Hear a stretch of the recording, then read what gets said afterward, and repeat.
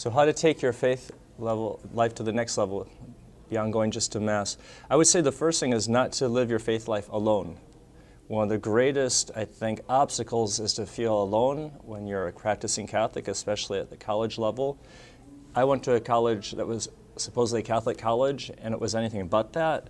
And there's a great sense of loneliness and of isolation. You go to Mass, but you see other people that aren't going to Mass, or you see what they did the night before, then they're at Mass, and you sort of feel, don't know what that's all about. And so I think that's really important to have fellowship and to be in a group that can help to sustain you in your faith. So that's one thing. Second thing is to have a regular prayer life.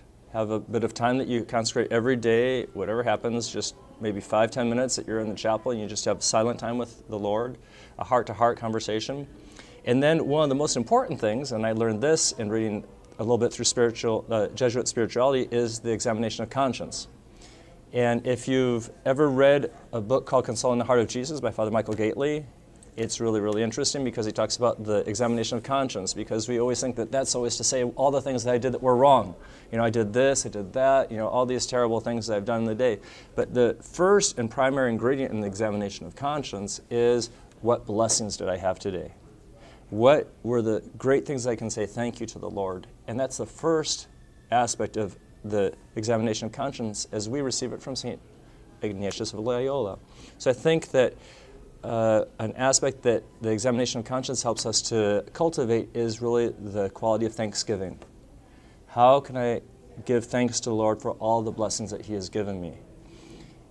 So I've given you a lot of different points, you know, not doing it alone, having a regular time of prayer, and examination of conscience.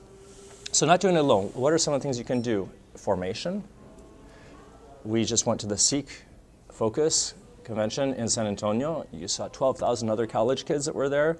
You can certainly know that you're not alone in your faith, trying to live your faith in the college context.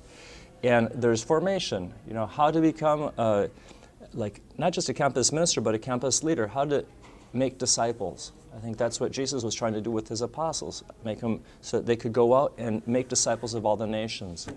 And I think that implies a little bit of risk-taking. So not being able to go alone is also to be able to say to your friends, well, maybe I'm going through a tough time.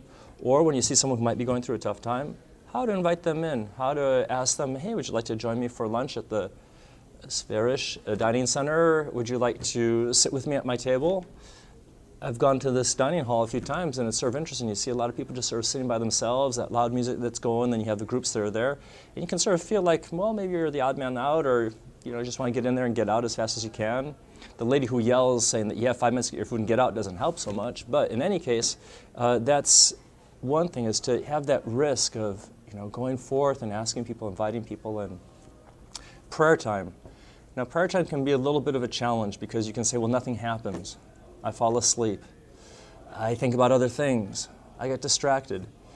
Well, you know, St. Teresa, the little flower, talked about her distraction at morning prayer. She talked about the fact that she fell asleep during morning prayer. But you know what? Better to fall asleep in the presence of the Lord than to fall asleep outside the presence of the Lord. And she was able to understand that when she got distracted, she could make a big fuss. Oh my gosh, I got distracted. I thought about the cake we're going to have after Mass today rather than thinking about Jesus. And she could make a whole big mountain out of it. But you know what that did? That just made her distracted all the more. So we can do that ourselves. We can get distracted in prayer, and then we can make it a big thing. Oh, I got distracted. Oh my gosh, that's not good. Just gently lead yourself back to the Lord.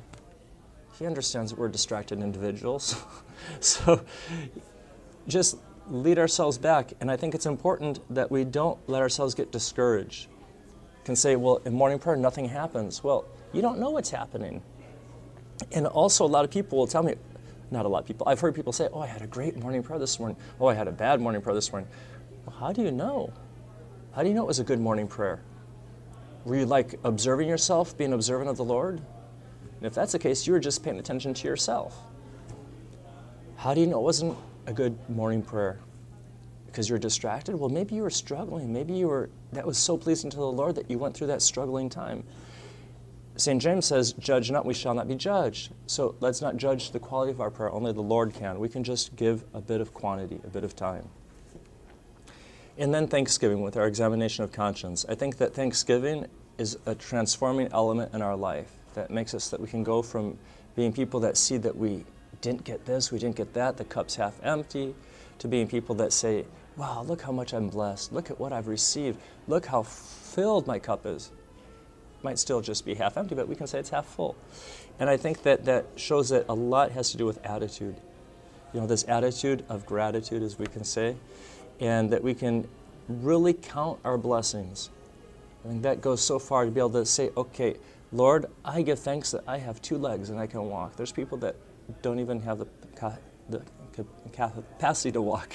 Almost got that one out. Thank you for the fact that I have 2 eyes. You know, I can see. There's some people that are blind. Thank you that I've got ears. I can actually hear. Some people can't even hear music. They can't hear Mozart. They can't hear that great music that we have in the chapel when PJ is playing and everyone. You know, all these things. Thank you that I can speak. Some people can't speak. They stutter so much that they can't get the words out.